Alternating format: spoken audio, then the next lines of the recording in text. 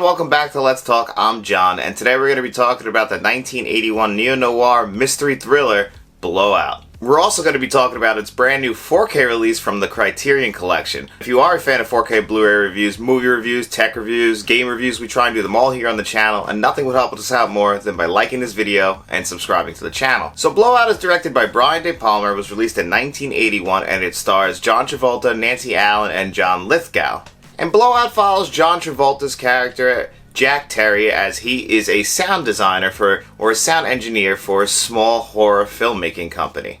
Basically what he does is he finds the sounds and matches them up to the voice of the movie. So a big part of this movie is finding a scream for one of the actresses in the movie. They want to dub the actress that they actually got in a movie, because this movie opens on a fake horror film. And I was watching this with my wife last night, and she's like, what kind of movie is this? Because it looks like a real low-budget, cheap horror film, which is exactly what they're making. But they linger on that shot, they linger on that movie for about 2 or 3 minutes going through. It makes it really seem like, you know, a Halloween rip-off movie, or, you know, or any of those other late 70s, early 80s beginnings of slasher films. So it seems like, okay, what is Brian De Palma doing? So if you never saw this movie and it jumps in like that, okay, you're a little confused. But then it jumps in and we realize, okay, I see what John Travolta does. He gets the sounds, he needs to find the perfect girl to do this one scream, and that's where our plot of this movie starts to take off. Because one night, when he's trying to record a new wind sound, he hears a blowout. He hears a car's tire blow out, the car goes off the bridge and into the water, and he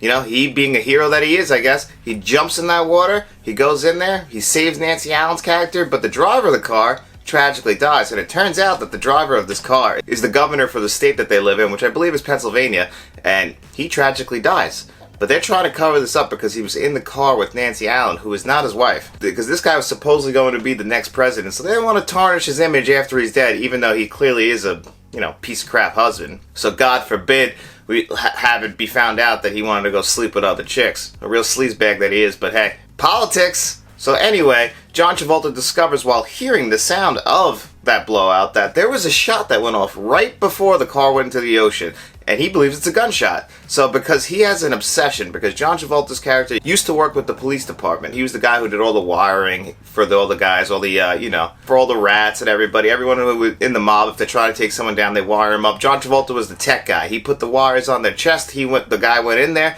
But unfortunately, on one tragic night, the battery in the transmitter actually was burning through the guy who was all wired up and trying to take down the mob. The mob figures it out, they kill him, and John Travolta discovers the body and he quits his job, and that's what led him into making movies, making sounds for movies. But John Travolta's obsession and his belief that, you know, he can't let something go like this, something that's been wronged. He feels like he's been wronged, he feels like, you know, this is basically an obsession with him, and that's what this movie really is about. It's a tragic tale of obsession. John Travolta just can't let this go despite everybody telling him to let this go. This is a very big Neo-Noir story, so this movie is one of those movies that starts one way and ends in a completely different way that you never saw coming. So Nancy Allen's character, she comes off like a very, you know, innocent person, like, you know, kind of like la-di-da, like, I'm kind of in the clouds, I don't really know what's going on. But then as the movie progresses, it's revealed that she knew everything that was going on. She just did this all kind of for money. But John Travolta really cares about her, and that's what really leads into a really sad ending to this movie, and leads into what eventually we end up with John Lithgow's character, who is haunting. And I guess this is the youngest I've ever seen John Lithgow. He still looks 45 years old, but for what I know John Lithgow from, you know, such shows and movies from the late 90s, early 2000s, this guy has always looked pretty old to me. I mean, I've seen him in terms of endearment, but I've never seen John Lithgow young. But John Lithgow is a hell of an actor, and he does a great job in this movie. He's haunting. I'm used to seeing comedy John Lithgow, but John Lithgow is a really great dramatic actor. John Lithgow is fantastic in this. I really do love his performance. I actually really do love his performance and John Travolta's performance. This is probably up there with Pulp Fiction for me as far as John Travolta performances go. I know most people prefer Grease, Saturday Night Fever, but for me, when I was growing up, first he was the Look Who's Talking guy, and then when I finally got to Pulp Fiction, he was Vincent Vega, and then when I found this movie, he's Jack Terry. I'm not the biggest John Travolta fan, but he does a phenomenal job in this movie, and he really should be commended for his acting skills, because most people don't really ever bring up how good of an actor John Travolta is, but he really does a great job acting in this movie. I think the only weak part of this movie that I personally would have recast was Nancy Allen. And I love Nancy Allen. She's great. She's in RoboCop, one of my favorite movies of all time, and she does a great job.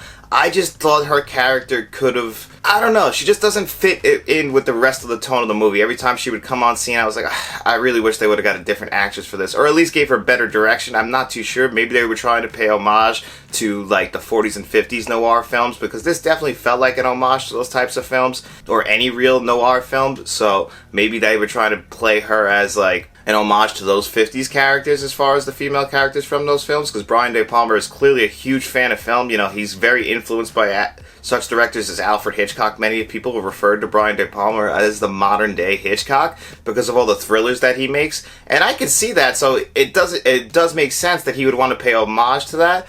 But it just bothered me, her character, and that's the weakest part of this entire film for me, because the screenplay is amazing. The way this film is shot is incredible. That's the star for me, is how this is shot. Brian De Palma knows how to move the camera around in such a way that it is perfect. If you've seen The Untouchables, which he's also directed, you've seen the shot where the person is really clear in the foreground or the left of the screen, but the people on the right or anything on the right of the screen is also very clear, and then the middle is blurry. It is such a unique shot, and he does that shot in this film a lot. He also does a lot of God's eye shots, and then he also does a 360 shot when John Travolta comes back to his studio and finds out that all of his audio tracks have been erased, and he's just freaking out, going through everything, and the shot is just going around the room. That is just one of the most perfect shots you'll ever see on film, just because the way that time is lapsing and the way the camera is just moving in a 360 and you can just see John Travolta in different parts of the room. That is a beautiful shot that has been ripped off many times before, but it is done still to perfection in this movie. Better than any other movie I have ever seen them do this shot in, so it is perfect. That is the shining star of this film, is where Brian De Palma puts the camera. And that's really what Brian De Palma is. He's a real technical director. He's a fantastic director, and this is no different. This is one of my favorite. Actually, I'm pretty sure this is my favorite Brian De Palma film. Yes, this guy has made Mission Impossible and Scarface, Carlito's Way, but I really truly love Blowout. And I think that this is his best film. It is one of John Travolta's best films, and if you haven't seen it, I can totally recommend it. If you are a fan of noirs, this is probably one of the best. It's one of my personal favorites, and I'm a big noir guy, so that really should say something. I really think you should check this out if you haven't seen it. Just one little weak point there is Nancy Allen's character, but that doesn't take me out of this film at all. Now let's talk about the new Criterion 4K Blu-ray for this. So what we got here is a new 4K Blu-ray from the Criterion section. Now you're probably wondering why am I holding two of the same thing? Well, they're not the same.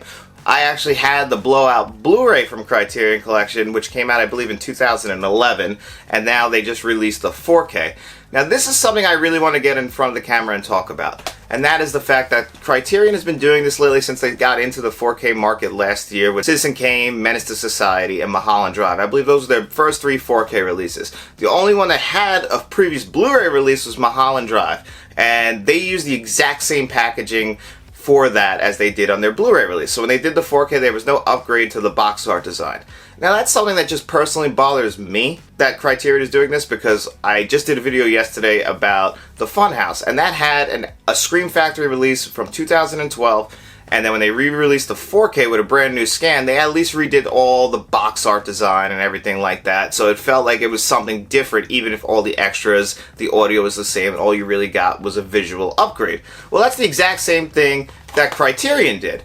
All we got that's new here is the brand new 4K disc restoration, and that's it. The Blu-ray is exactly the same, the extras are all exactly the same, the box art is 110% exactly the same that you got on that Blu-ray from 2011. So you really have to put a lot of effort into that 4K disc, or somebody has to be a huge fan like I am of Blowout, to justify buying that new 4K disc or upgrading to it. It really better be a huge upgrade to really have somebody else recommend to somebody that you should go out and grab this.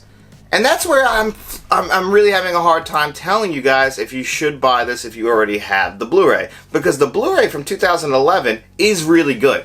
Brian De Palma saw over the transfer of the original Blu-ray that came out in 2011. He didn't have any part, from what I was able to find out, in this new 4K restoration, but he did help see over that 2011 Blu-ray, and I just did a comparison, and it is a really nice Blu-ray. It really is. I just watched this Blu-ray in March when I bought it. That's why I was pretty upset that they announced the 4K almost right after I bought it and watched it, because I knew I was going to have to watch it again in the fall. So it really did kind of suck for me when that happened.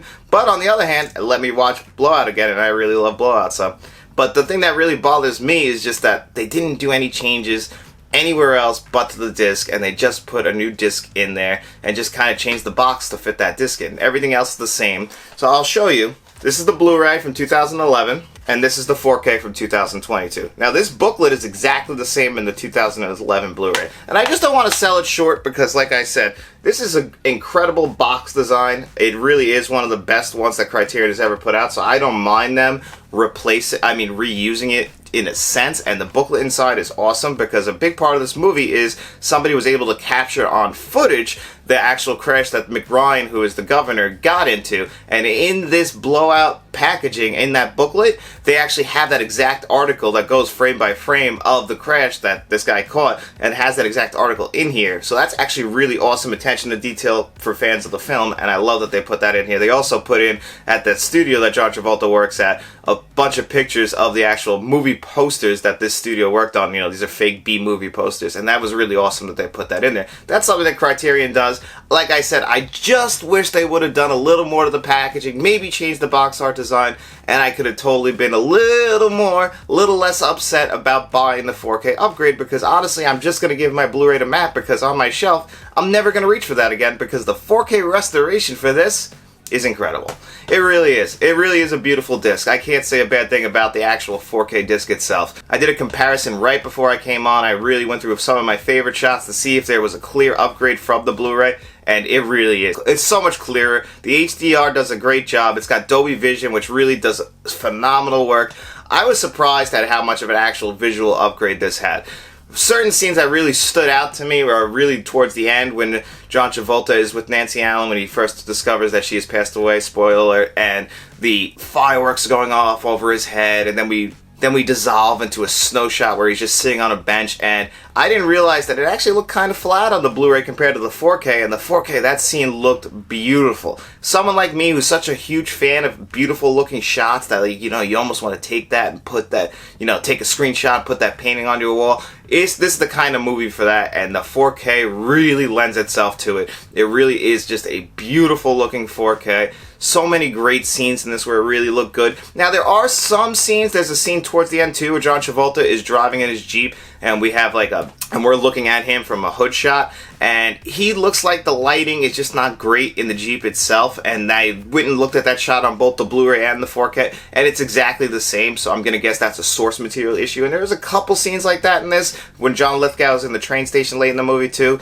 It goes from a beautiful looking scene where they have an underneath shot of his face to him walking around near the benches, and that's just, the resolution's a little off. And I'm gonna, same thing, it's the same thing on the Blu-ray as it is on the 4K, so it's just more of a source material issue. It is nothing to do with actual transfer, because I do think that this is actually one of the best Criterion 4Ks I've ever seen. For a long time, I would have said probably the Piano is the best of their 4K releases, but I still think that I think this might have actually passed it for their best 4K release that I have personally seen with my eyes. So if I had to recommend it, it's going to be really hard, because, like I said, it's the same exact audio, which is just a stereo 2.0. Nothing wrong with that. It fits very well with the film itself, but there is no new audio track. There's no new extras. The extras on here are actually great. I really love the interview that Noah Baumbach does with Brian De Palma, because they're two of my favorite directors, so it works out awesome.